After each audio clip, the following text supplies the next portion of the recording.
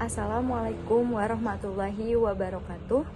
Selamat siang dan salam sejahtera untuk kita semua. Yang terhormat Ibu Ferawati Fajrin, SPD MPD, selaku dosen mata kuliah pengampu Bahasa Indonesia dan teman-teman kelas 6B. Saya akan mempresentasikan hasil kerangka proposal penelitian saya, yaitu pengaruh profitabilitas dan likuiditas terhadap kinerja karyawan, studi kasus pada PT Telkom Indonesia Tbk tahun 2021 sampai 2023. Sebelumnya, perkenalkan, nama saya Zahwa Khaira Aulia dengan NIM 23060100082 6B Manajemen. Baiklah, untuk mempersingkat waktu, mari kita mulai saja presentasinya. Yang pertama, ada pengaruh profitabilitas dan likuiditas terhadap kinerja karyawan, studi kasus pada PT Telkom Indonesia Tbk tahun 2021 sampai 2023. Selanjutnya, ada latar belakang masalah. Yang pertama, kinerja karyawan menjadi faktor penting dalam pencapaian tujuan perusahaan. Yang kedua, kesehatan keuangan perusahaan diyakini mempengaruhi semangat dan produktivitas karyawan. Yang ketiga, profitabilitas dan likuiditas mencerminkan kemampuan perusahaan dalam menghasilkan laba memenuhi kewajiban. Yang keempat, perlu dikaji apakah kondisi keuangan PT Telkom Indonesia Tbk mempengaruhi kinerja karyawan. Selanjutnya, ada rumusan masalah. Yang pertama, apakah profitabilitas berpengaruh signifikan terhadap kinerja karyawan pada PT Telkom Indonesia Tbk tahun 2021 sampai 2023? Yang kedua, apakah likuiditas berpengaruh signifikan terhadap kinerja karyawan pada PT Telkom Indonesia Tbk tahun 2021 sampai 2023? Yang terakhir, sejauh mana pengaruh keduanya secara simultan? Selanjutnya, ada tujuan penelitian. Yang pertama, menganalisis pengaruh return on asset atau ROA dan current ratio atau CR terhadap kinerja karyawan. Yang kedua, menyediakan data empiris berdasarkan laporan keuangan dan SDM Telkom 2021 sampai 2023. Yang terakhir, memberikan rekomendasi kepada manajemen terkait strategi keuangan dan sumber daya manusia. Selanjutnya, ada manfaat penelitian. Yang pertama, manfaat secara teoritis, maka memberikan kontribusi bagi pengembangan ilmu manajemen, khususnya dalam mengkaji keterkaitan antara kondisi keuangan dan manajemen sumber daya manusia. Yang kedua, manfaat secara praktis, memberikan informasi dan masukan kepada manajemen PT Telkom Indonesia Tbk mengenai pentingnya menjaga profitabilitas dan likuiditas untuk mendukung peningkatan kinerja karyawan secara optimal. Selanjutnya, ada landasan teori profitabilitas. Profitabilitas adalah kemampuan perusahaan dalam menghasilkan keuntungan selama periode tertentu. Menurut Kashmir 2014, rasio profitabilitas merupakan rasio untuk menilai kemampuan perusahaan dalam mencari keuntungan rasio. Rasio ini juga memberikan ukuran tingkat efektivitas manajemen suatu perusahaan. Semakin tinggi ROA, maka perusahaan dinilai semakin efisien dalam menggunakan asetnya untuk memperoleh laba. Selanjutnya, ada landasan teori profitabilitas. Return on asset atau ROA mengukur kemampuan perusahaan menghasilkan laba dari seluruh aset yang dimiliki.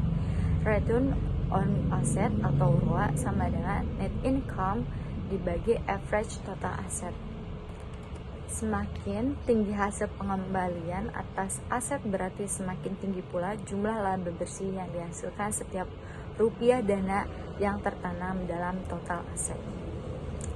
Sebaliknya, semakin rendah hasil pengembalian atas aset, berarti semakin rendah pula jumlah laba bersih yang dihasilkan dari setiap rupiah dana yang tertanam dalam total aset tersebut. Selanjutnya, ada landasan teori likuiditas. Likuiditas mencerminkan kemampuan suatu perusahaan dalam memenuhi kewajiban keuangan jangka pendeknya. Rasio likuiditas tidak hanya menjadi indikator keuangan, tetapi juga menjadi salah satu dasar penilaian bagi investor dalam menentukan keputusan investasi mereka. Rasio yang dipakai di penelitian ini adalah current ratio. Selanjutnya ada landasan teori likuiditas. Current ratio mencerminkan sejauh mana perusahaan mampu memenuhi kewajiban jangka pendeknya dengan memanfaatkan aset lancar yang dimiliki. Current ratio sama dengan current asset dibagi current liabilities. Likuiditas yang baik mencerminkan adanya pengelolaan keuangan yang efektif yang pada akhirnya berdampak positif terhadap persepsi publik maupun nilai perusahaan itu sendiri.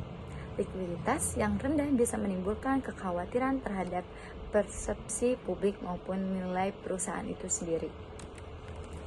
Selanjutnya ada landasan teori kinerja karyawan. Kinerja karyawan mencerminkan pencapaian kerja individu terhadap target yang diberikan. Terdapat indikator untuk kinerja karyawan. Yang pertama, kualitas kinerja. Yang kedua, kuantitas kerja. Yang ketiga, disiplin kerja. Keempat, kerjasama. Dan kelima, tanggung jawab. Selanjutnya, ada metode penelitian.